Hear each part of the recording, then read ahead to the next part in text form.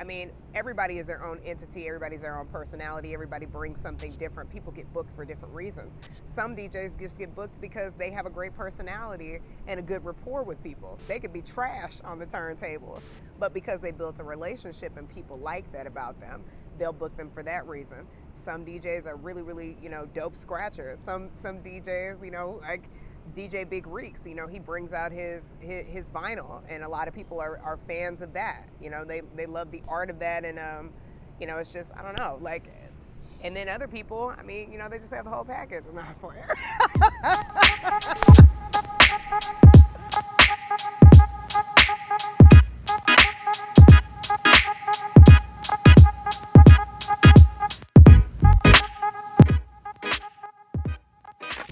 At that moment, I was just like, well, I mean, I already kind of have settled into Michele McKnight. I'm used to introducing myself as that, because that was kind of took some getting used to. And I remember at the time I was working with Marco Spoon at Magic 102, and he was like, you just need to make a point to just, every time you meet somebody, every time you talk to somebody, even if it's your family members, you need to be like, hey, I'm Michele, and just start introducing yourself like that. So it just kind of became the norm for me. I always wanted to be a DJ, even before I knew what DJing was. I've always been a huge fan of music, as most people are. But I don't know, I just feel like music just spoke to me in a different way. That's one relationship I don't have to worry about somebody slighting me in, if that makes sense.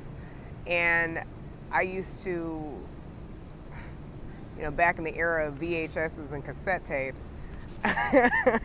which seems like forever ago, I used to, just like every day when I was going to school, I was obsessed with the radio. And I always would just, before I would leave for school, put a cassette tape in the stereo. Generally would have it on 97.9. I mean, this is when my family moved to Houston. And I would just record it just as soon as I got home. What's on the radio at this time? What's on the radio at this time? I still remember Shelly Wade's theme song and Carmen Sandiego.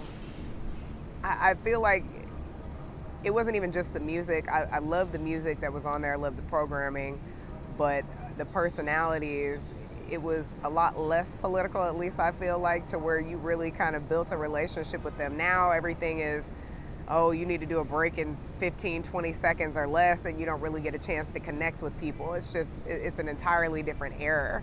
It's kind of lost just the personable feel to it, if you ask me, which is why I appreciate working in community and public radio now, because you actually can be intentional with tapping in and connecting with people versus just going in and, hey, that was the baby.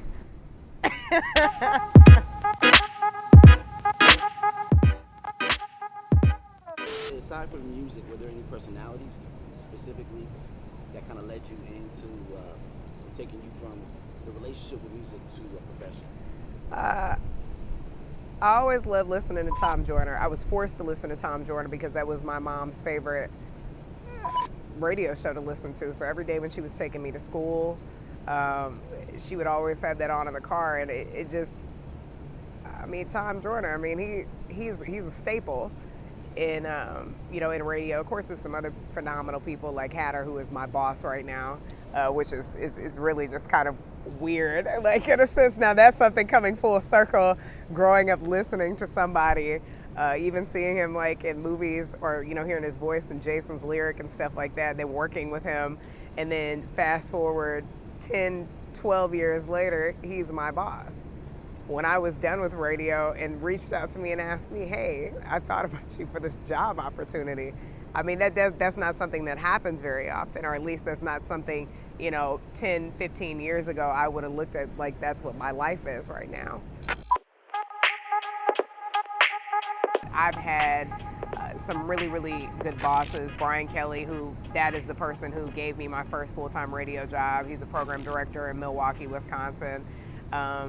His energy, he was just a really fun guy. Like, I don't want to say like I feel like I owe him a lot, but at the same time, it's just, some people, I think they do something because they see something in you, but they don't really know their decision in blessing you with an opportunity, how that really can just kind of get the momentum started in your life and your career.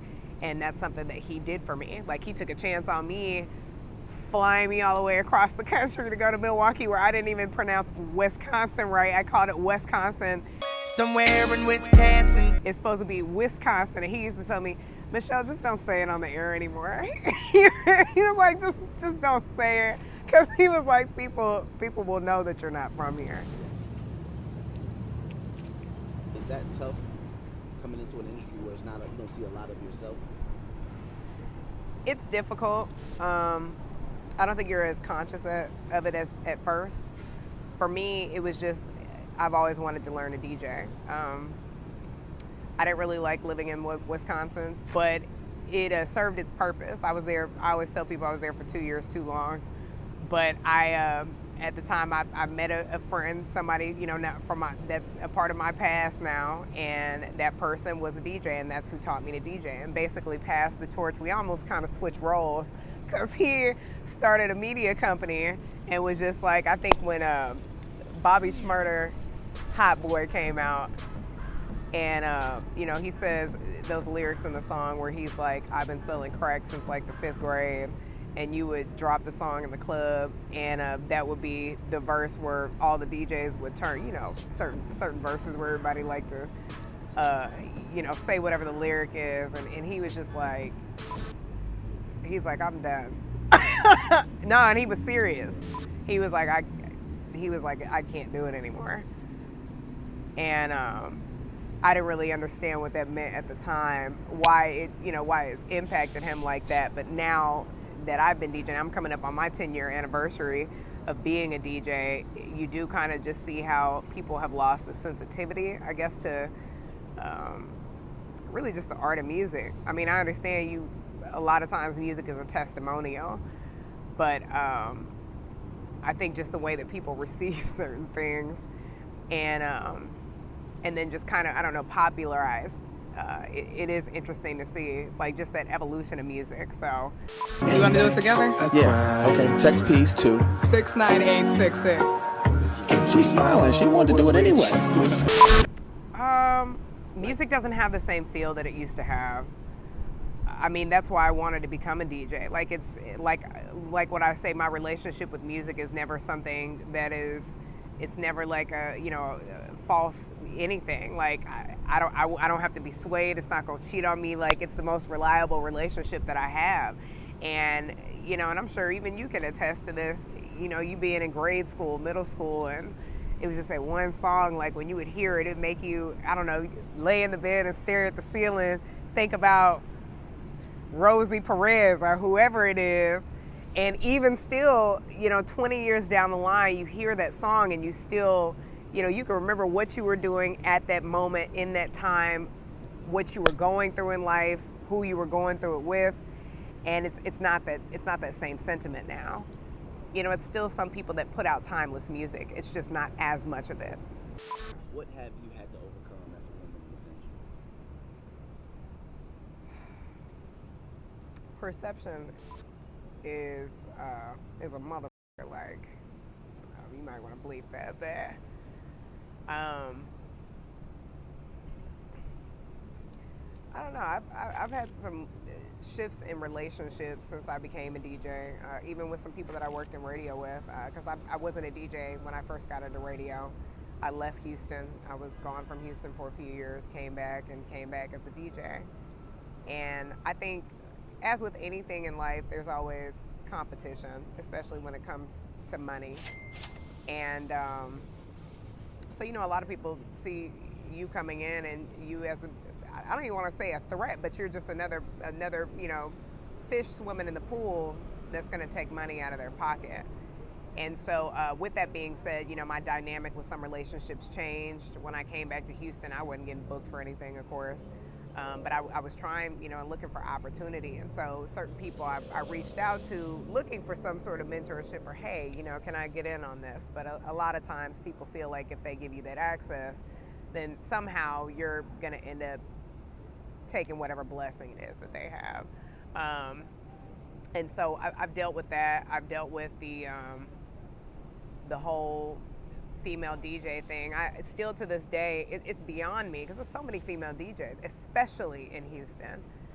And people will come up to me and be like, wow, you're the first female DJ I've ever seen. I'm like, in life? Like, that's crazy to me. And given, too, maybe they don't go out like that. Maybe they're not present on social media, because I know that makes all the difference.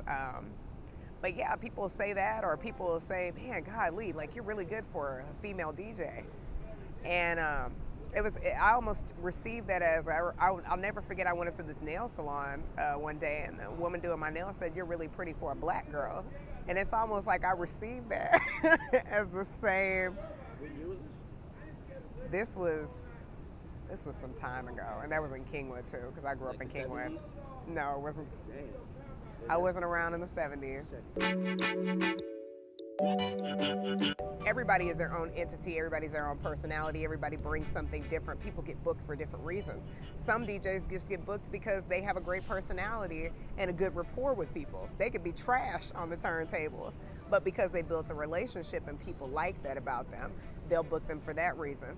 Some DJs are really, really, dope scratchers. Some DJs, like DJ Big Reeks, he brings out his vinyl, and a lot of people are fans of that. They love the art of that, and it's just, I don't know, like. And then other people, they just have the whole package. Not for it. I don't mean to say that because I'm a very humble person at the end of the day. And I never became a DJ. I never aspired to be a DJ to be the best DJ. I don't have as much experience as other people have out here. I admire people just for getting up and grinding. Like I started a movement called Me Versus Me. I don't even know how I grabbed the name of it, but we were working on doing a female showcase to launch this year. And it was Women's History Month that we were doing it. And so I was like, okay, hey, let's book an all-female DJ lineup, because to me, I wanted to be intentional with creating a platform for women specifically, especially for women DJs. And because I think they get discounted a lot of times. It's always like, okay, well, hey, let's add a female into the mix of these 8 other male DJs. No, let's have all-female DJ lineup. They're just as dope. They can produce, just as good, if not a better vibe, than these other DJs that it is that you're booking out here. But that's the type of person I want to be. If I can be a person who creates my own lane, I'm successful with that, and I can create other opportunity for other people, that is what I would like to do. That's what I want to do. That's what I want to be about. I'm a firm believer in everything happening for a reason. I know some people say that, but I really, really mean that. And like I said, I worked in Milwaukee for 2 years too long. However, while I was in Milwaukee, I finally got an opportunity. I came and crossed paths with somebody who was able to finally pass me that torch of becoming a DJ, which is something I wanted to do since I was like in middle school. But finally had the person, who had the time and wanted to share that with me. I think if I have any regrets, it's that I wish in several different chapters and times I would have stayed focused on what was more important versus looking at smaller petty things that really just, were not as impactful as I thought that they were, or didn't hold as much weight as what I was, kind of acknowledging it as.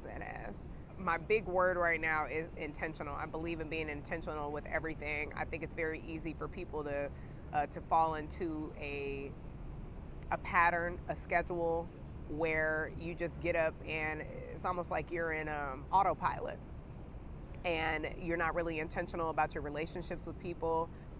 You're not intentional in the work that it is that you do. And even though I use intentional, I still fall short of this sometimes, and maybe don't get out the bed when I need to, or maybe had a few extra drinks the night before when I knew that I needed to get up, to come for a video shoot. So, it's, I'm human at the end of the day, but that's something that I kind of strive to do more of now, because I didn't do that before. They say your brand is how your peers talk about you when you're not in the room. In terms of legacy, what do you want people saying when you're out of the room or out of the game?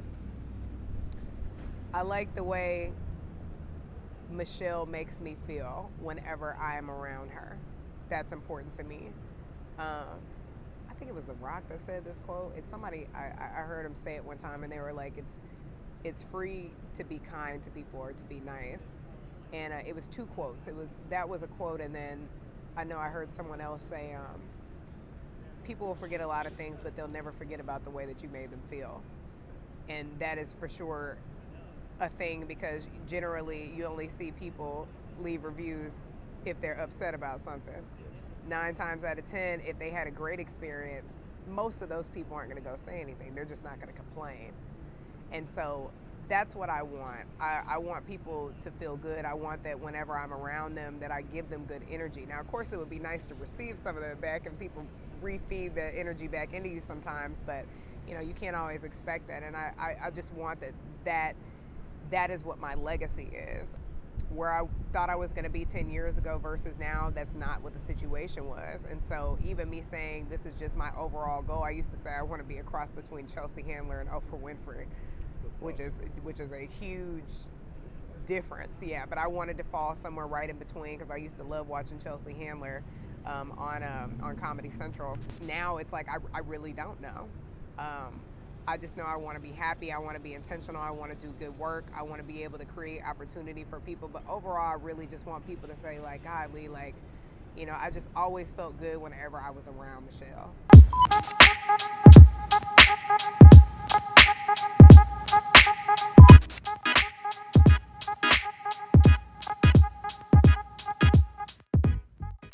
So, who is Michele McKnight?